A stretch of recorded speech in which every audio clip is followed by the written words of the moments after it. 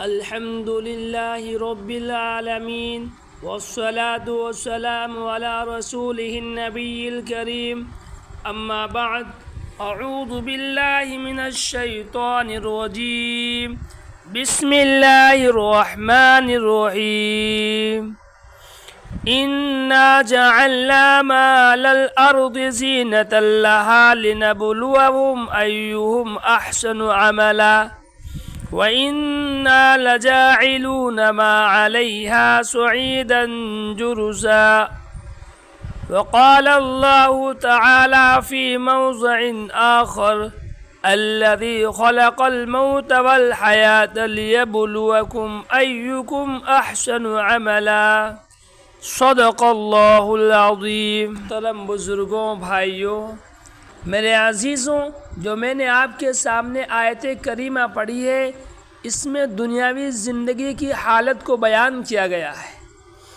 اللہ تعالیٰ نے دنیا کی زندگی اتنی پرکشش اور دلچسپ بنائی ہے کہ آدمی بوڑھا ہو جاتا ہے، آنکھیں جواب دے دیتی ہیں، کانوں سے سنتا نہیں، منہ میں دانت نہیں، ٹانگوں میں طاقت نہیں، ہاتھ پاؤں چلتے نہیں، مگر بوڑھا دنیا چھوڑنے کو تیار نہیں۔ اس کی وجہ اللہ رب العزت بیان فرماتے ہیں، اِنَّا جَعَلْنَا مَا عَلَى الْأَرْضِ زِينَةً لَهَا، اس زمین کی ساری چیزوں کو ہم نے زمین کے لیے رونق بنایا ہے، سرسبز و شاداب بنایا ہے، لِنَبْلُوَكُمْ أَيُّكُمْ أَحْسَنُ عَمَلًا، تاکہ ہم جانچیں کہ اس زمین پر تم میں سے کون سب سے زیادہ شاندار عمل کرتا ہے۔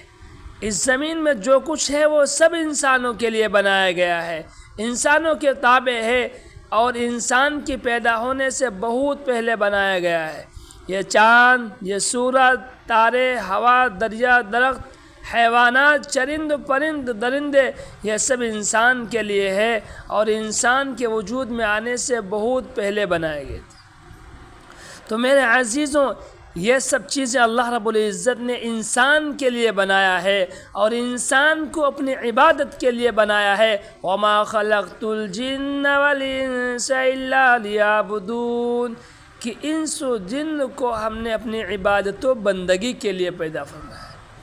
میرے عزیز، دنیا میں آنے کے انسان کے مراحل مختلف ہیں۔ ایک مرحلہ جب انسان اس دنیا میں نہیں آتا ہے، اس دنیا سے آنے سے پہلے عالم ارواح کی ایک زندگی ہے۔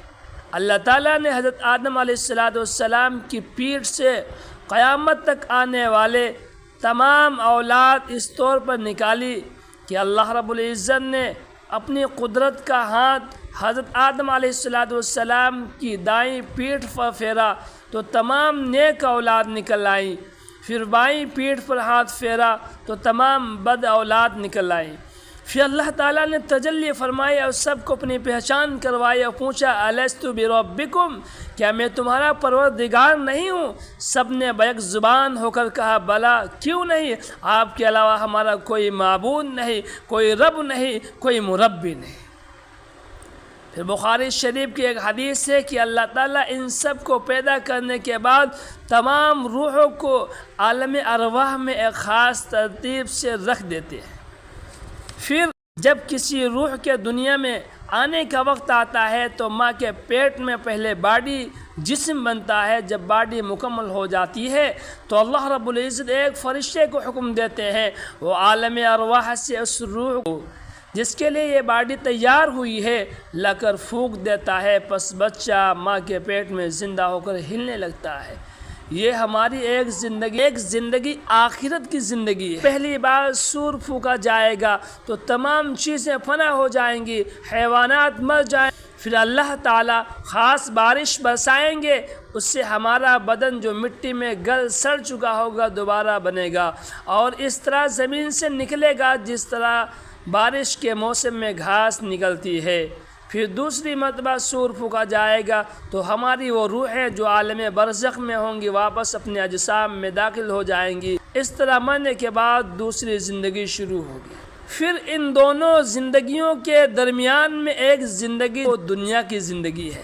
اس زندگی میں جینا بھی ہے اور مرنا بھی ہے۔ اے عزیزوں، دنیاوی زندگی کی مثال امام غزالی رحمہ اللہ نے بہت ہی اچھے انداز میں دی ہے۔ ایک شخص جنگل بیابان میں ہوتا ہے، وہ ٹہل رہا ہوتا ہے کہ اچانک اس کو شیر دکھائی دیتا ہے اور وہ اس کو پیچھا کرنے لگتا ہے۔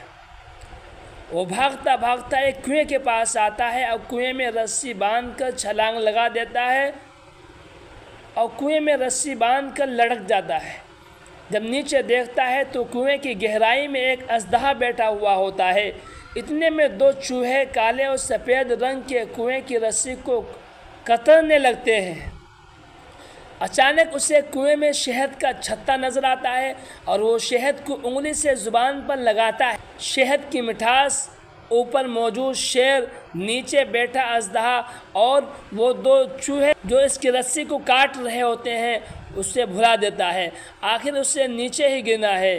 امام غزالی رحمہ اللہ کہتے ہیں کہ اس میں شیر موت ہے جو ہر وقت تمہارے پیچھے لگا ہوا ہے۔